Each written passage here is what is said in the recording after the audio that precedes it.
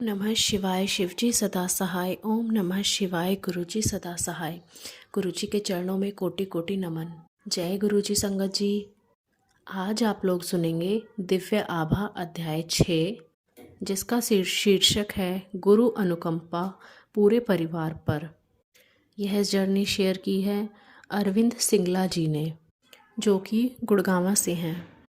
तो चलिए संगत जी शुरू करते हैं। दिव्य आभा अध्याय 6, गुरु अनुकंपा संपूर्ण परिवार पर। इस ग्रह पर सबसे कठिन कार्य गुरुजी के साथ अपने अनुभवों को शब्दों में पिरोना है। उनको देखने या मिलने का कोई पर्याय नहीं है। इसके पश्चात ही आपको अनुभव होता है कि वह कौन है और उनमें कितनी अभूतपूर्व प्रतिभाएं हैं, परंतु उनके दर्शन सरल नहीं हैं। वह तो उनके नियत करने पर ही संभव है। अनेक बार उनके दर्शन करने की बनी हुई योजनाएं सफल नहीं हो पाती हैं। इसके विपरीत यदि वह चाहे तो वह आपको कहीं से भी बुला लेते हैं। मुझे दोनों ही अनुभव हुए हैं। गुरुजी का भक्त बनने के कुछ दिन उपरांत ही मैंने अपनी अनुभूतियों का अपने उन मित्रों से उल्लेख किया जिनके साथ मैं प्रतिदिन 18 से 20 घंटे बिताया करता था।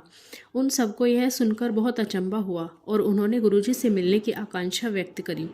उनकी इच्छा के अनुरूप और मेरी उनको गुरुजी से दर्शन कराने की चाहत किसी न किसी कारणवश 6 माह तक टलती रही। वह दर्शन करने में असमर्थ रहे। अंततः जब यह संभव हुआ तो अपने जीवन के हर पृष्ठ पर गुरुजी की दया पाकर वह अति कृतार्थ हुए। अंततो गत्वा गुरुजी ही अपने पास बुलाते हैं। इसे एक दिन गुरुजी ने परोक्ष में कर दिखाया। मैं बाहर, जहाँ पर वाहन खड़े किए जाते थे, अपने एक मित्र की प्रतीक्षा कर रहा था। वह कार वहीं पर आकर धीमी हुई और यह सोचकर कि मेरा मित्र इसी कार में है, मैंने उसे एक खाली स्थान का मार्ग दिखाया। तब मैंने देखा कि उसमें मेरा मित्र ना होकर एक नव दंपत्ति यात्रा कर रहे थे।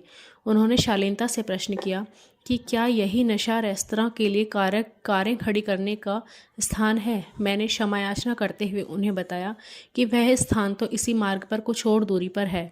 यह स्थान संगत की कारें खड़ी करने के लिए है और मैं वास्तव में अपने एक मित्र की प्रतीक्षा कर रहा था। इस संवाद के पश्चात वह दोनों अपने मार्ग पर आगे चले गए। थोड़ी देर में ही वह दोनों वापस आए और उन्होंने जानना चाहा कि क्या वह गुरुजी के दर्शन कर सकते हैं। मैं भौचक्का रह गया। यह नव दंपत्ति अपनी सुनियोजित संध्या एक आमोद प्रमोद के स्थान पर ना बिताकर एक गुरु के मंदिर में व्यतीत करना चाहते हैं, जिनके बारे में अभी कुछ मिनट पहले ही सुना था। उन्होंने गुरुजी के दर्शन का लाभ उठाया और बहुत संतुष्ट होकर गए। गुरुजी किस प्रकार से अपने भक्तों को अपने पास बुलाते हैं। जय गुरुजी। गुरुजी के संरक्षण में। जब से मैंने गुरुजी के पास आना प्रारंभ किया, हर दर्शन एक विशेष आनंद होता है। उनके यहाँ पर बिताया हुआ समय उस दिन और जीवन का सबसे रोमांचक काल होता है। गुरुजी बहुत कुछ देते हैं, उस लंबी सूची में उनका संरक्षण भी है। गुरुजी की छाया में प्राप्त सुरक्षा अनुपम है। यह मेरे कई अनुभवों से सिद्ध होता है। हमें गुरुजी के पास आते हुए अभी कुछ माह ही हुए थे जब मुझे एक दिन अत्यधिक ज्वर हो गया। यद्यपि मैं औषधि कम ही लेता हूँ, उस दिन मुझे एक अति प्रबल औषधि लेनी पड़ी, परंतु ना उससे लाभ हुआ, ना ही माथे पर गीला कपड़ा रखने से। मेरी माँ ने तब मुझे अपने पास रखने के लिए गुरुजी का एक चित्र दिया। उस चित्र को रखते ही मेरा ज्वर कम हो गया और तापमान सामान्य स्तर पर पहुँच गया। गुरुजी के चित्र ने मुझे तुरंत लाभ पहुँचाया था। एक बार महाविद्यालय में मुझे अचानक ही तीव्र पेट दर्द आरंभ हो गया। उसके साथ ही मुझे उल्टी भी हुई और जी मिचलाना भी आरंभ हो गया। जब तक मेरे मित्र मुझे घर लेकर पहुंचे, मेरे पिता गुरुजी के यहाँ जा चुके थे। मेरे 2 मित्रों ने मेरे पिता के वापस आने तक रुकने का निर्णय लिया और मेरी लगातार बिगड़ती स्थिति देखकर उन्होंने मेरे पिता को फ़ोन किया। चूँकि 1 घंटे तक उनकी प्रतीक्षा करना उपयुक्त नहीं लगा, वह मुझे पास के एक चिकित्सालय में ले गए। मेरा परीक्षण करने के बाद चिकित्सक ने मुझे 2 इंजेक्शन और कुछ औषधियाँ देकर घर जाकर विश्राम करने को कहा, किंतु उससे मुझे कोई लाभ नहीं हुआ। उधर मेरे पिता ने गुरुजी को मेरी स्थिति से अवगत किया और शीघ्र जाने की आज्ञा ली। गुरुजी ने उन्हें 1 गिलास जल में नींबू का रस डालकर मुझे पिलाने को कहा। मैंने वैसा ही किया। मेरे माता पिता के घर पहुंचने तक मैं ठीक हो चुका था। जय गुरुजी। कुछ वर्ष के उपरांत मुझे पुनः ज्वर ने घेर लिया। जब 2 दिन तक शाम को तापमान 104 तक चढ़ने लगा, मुझे चिकित्सक को दिखाना आवश्यक हो गया। एक चिकित्सक ने कुछ औषधियाँ दी। उनसे लाभ न होने पर कुछ परीक्षण भी करवाए, पर उनका परिणाम अनिर्णित रहा। एक अन्य चिकित्सक ने औषधियों में परिवर्तन किया, पर उससे भी कोई सुधार नहीं हुआ। अंततः एक सप्ताह बाद मेरे पिता ने गुरुजी को बताया तो उन्होंने कुछ अभिमंत्रित हरी मिर्चें दी। उनका सेवन करते ही कुछ घंटों में ज्वर, जो औषधियों से नहीं उतर रहा था, मिट गया। गुरुजी की दया के अतिरिक्त और किसी से यह संभव नहीं था। जय गुरुजी। वाहन में रक्षा। गुरुजी को सबके भूत और वर्तमान का ज्ञान है। हमारी दृष्टि तो परिसीमित है और आगे क्या होने वाला है इसका हमें ज्ञान नहीं है। पर एक बार गुरुजी की शरण में आने के पश्चात और अपना जीवन उनको समर्पित करने के पश्चात वह हमारे भविष्य का भी ध्यान रखते हैं। एक बार गुरुजी ने मेरे पिता को बताया कि मेरी माँ और मेरे ऊपर संकट आने की संभावना है। गुरुजी को कुछ आभास हुआ होगा और वह उससे बचाव के लिए उपाय कर रहे होंगे। अगले दिन अपराह्न को मैं अपनी कार बाजार में जा रहा था तो कोई 2 किलोमीटर दूर था। मार्ग में एक ही बड़ा चौराहा था। उसे पार करते हुए मेरी बाईं ओर से आती हुई एक मोटरसाइकिल ने जोर से कार को मारा। कार को ऐसा झटका लगा कि वह फिसलकर मार्ग के बीच में बने हुए विभाजक पर जा टकराई। मेरे ऊपर कांच के छोटे छोटे टुकड़े टूटकर बिखरे हुए थे। मैंने जब सामने के कांच को देखा तो वह साबुत था। फिर मुझे आभास हुआ कि वह टुकड़े खिड़की के टूटने से बिखरे थे। मैं उतरकर मोटरसाइकिल के पास गया तो उपस्थित भीड़ मेरे साथ सांत्वना कर रही थी। यद्यपि मैं बड़ी गाड़ी चला रहा था। मैंने चालक के नंबर लिए। उसके कुछ मित्र आकर उसे ले गए। मैंने भी आगे जाने का निर्णय लिया।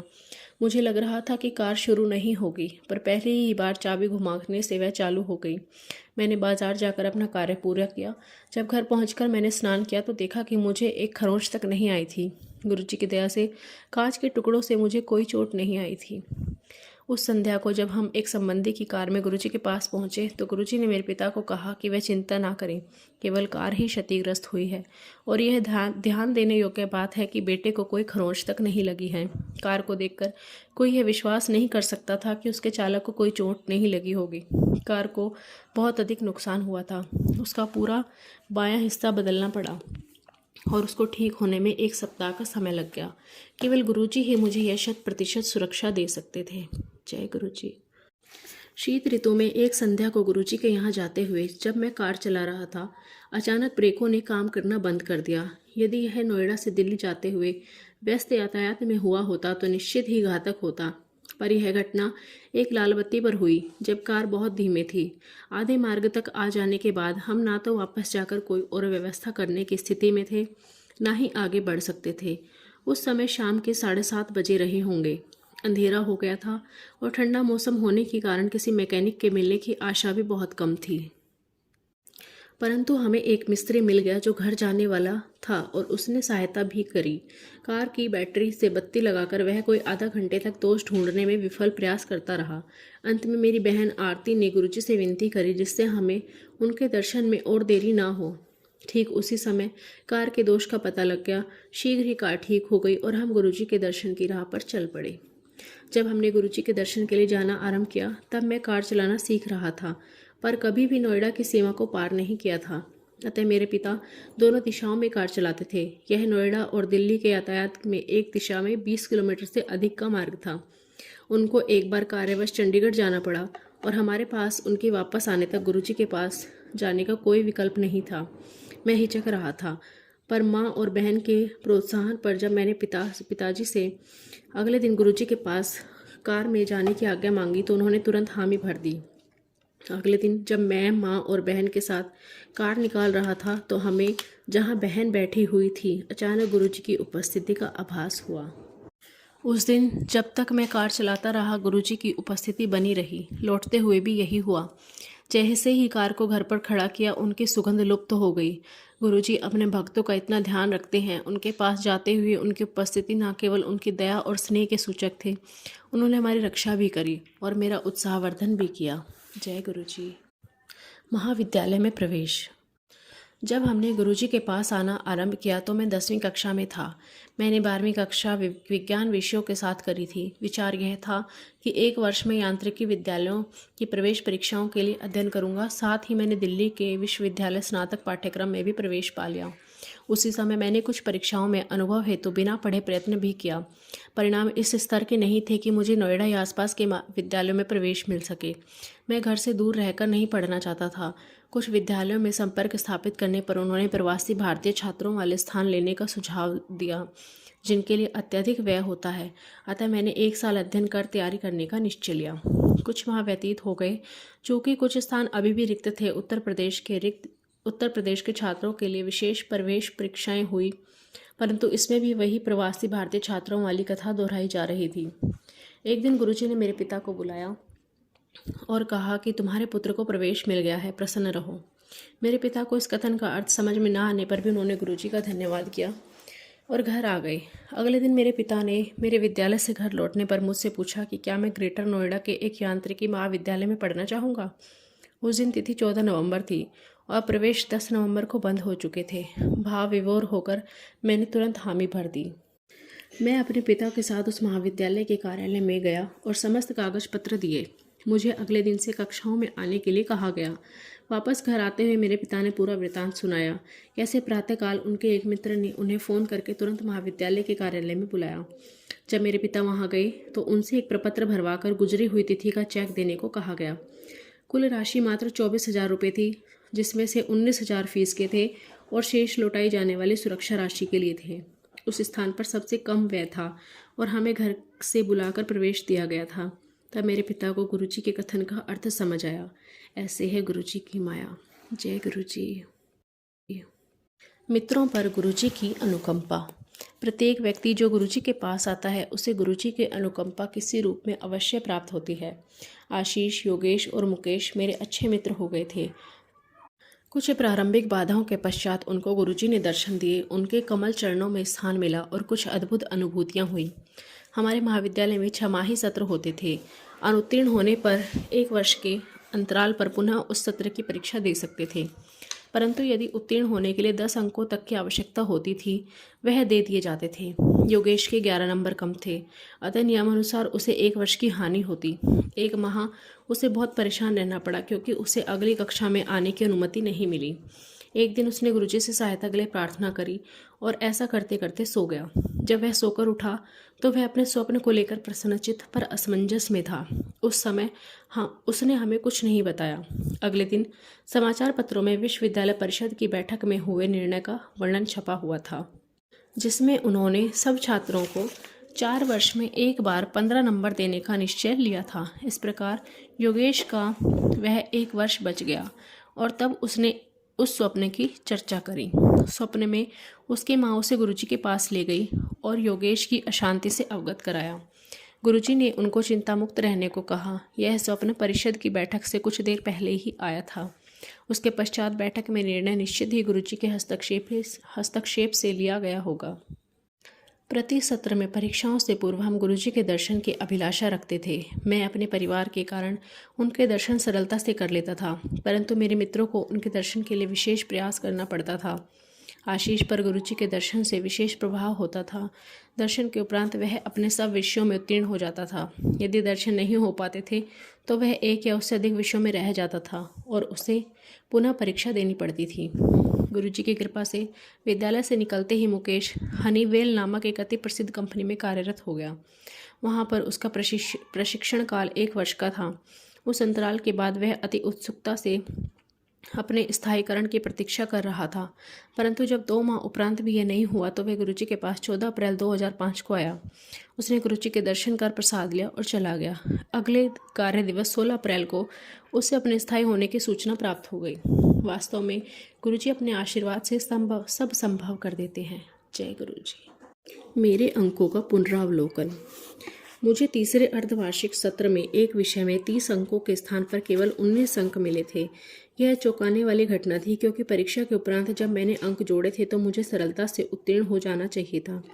यह मैंने अपने अभिभावकों को बताई और साथ में यह भी कहा कि यदि इस समय मेरे केवल 19 अंक आए हैं तो संभवतः मैं इस विषय में कभी भी उत्तीर्ण ना हो पाऊँ। मेरे पिता ने जब यह बात गुरुजी को बताई तो उन्होंने पुनः निरीक्षण का आवेदन करने की सलाह दी। अगले दिन मैंने वही किया। अगले दिन विद्यालय में किसी विद्यार्थी के अंकों के बदले जाने की सूचना थी। मैं तुरंत उस महाअध्यापिका के पास गया तो मेरा नाम सुनकर उन्होंने कहा कि अब मेरे अंक बदलकर 53 हो गए हैं।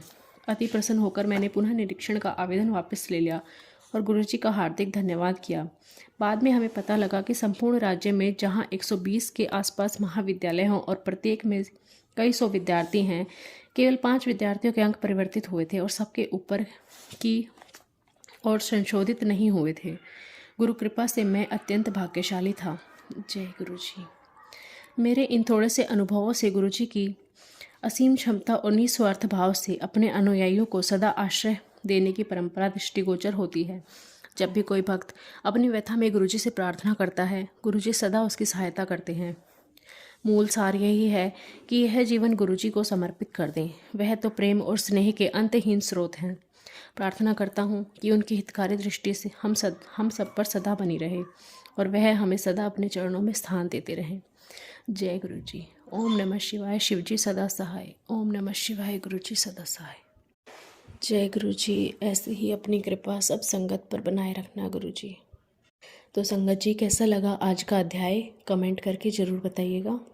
कहीं कुछ भूल चूक हो गई हो तो उसके लिए क्षमा करें और मुझे ज़रूर बताएं ताकि आगे से भूल का सुधार किया जा सके। संगत जी, अगर आप अपना सत्संग हमारे साथ शेयर करना चाहते हैं तो डिस्क्रिप्शन बॉक्स में दी गई मेल आईडी या व्हाट्सएप नंबर पर आप अपना सत्संग रिकॉर्ड करके भेज सकते हैं।